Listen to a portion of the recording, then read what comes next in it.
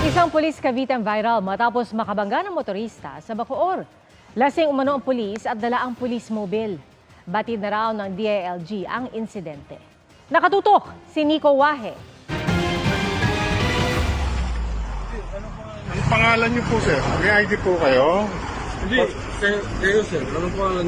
Hindi po, kayo po ang tinatanong ko. Kayo po ang nakabangga sa akin. May kasama kayo? Viral ngayon ang videong ito kung saan nagtatalo ang isang naka-uniformeng pulis at nagbivideong motorista. Nabangga umano ng police mobile ng pulis ang motorista. Lasing po kayo eh. Binanggaan niyo po ako eh. Lasing sir. Sige po, itaas niyo po isang paa niyo. Di ba tumutumba kayo? Binuksan din ng motorista ang mobile ng pulis para tignan kung may kasama ito. Sabi niyo po may kasama kayo.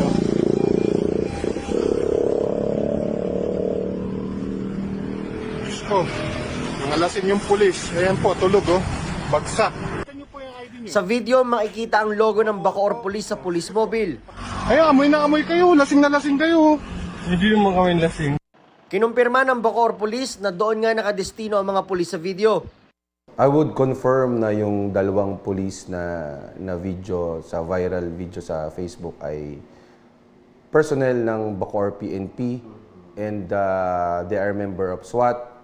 Tumutumba kayo. Sige po. September 21 daw nangyari ang insidente, pero October 9 lang in-upload sa social media ang video.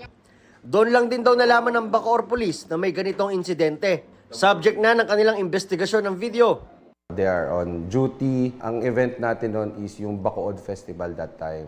So they're providing security dun sa venue. Pagkatapos ng event, pabalik na sila sa post nila dito sa San Nicolas Tres at di umano ay nagkaroon ng aksidente, nakabangga yung mga pulis natin.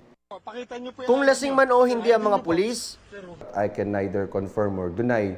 May mga procedures and processes tayo sa PNP at saka due process. hindi raw naghabla ang motorista. Pero matapos ito mag-viral, hinikayat daw ng Bacoor Police ang motorista na makipagtulungan sa kanila para maisampa ang kaukulang kaso. Nakapag-file na raw ng administrative case ang Bacoor Police laban sa dalawa nilang personnel na nakadestino muna sa Cavite Provincial Police Headquarters. Tumanggi na ang Chief of Police na ibigay pa ang pagkakakilanlan ng mga pulis at ipakausap sila sa media. Para sa GMA Integrated News, Nico Wahe, nakatutok 24 oras.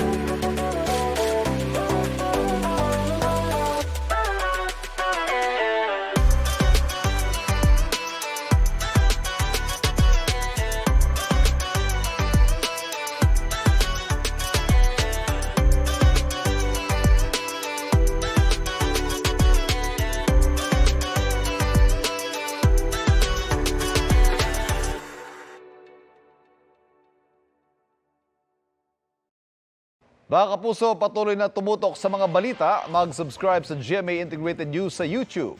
Sa mga kapuso abroad, samahan nyo kami sa GMA Pinoy TV at www.gmanews.tv.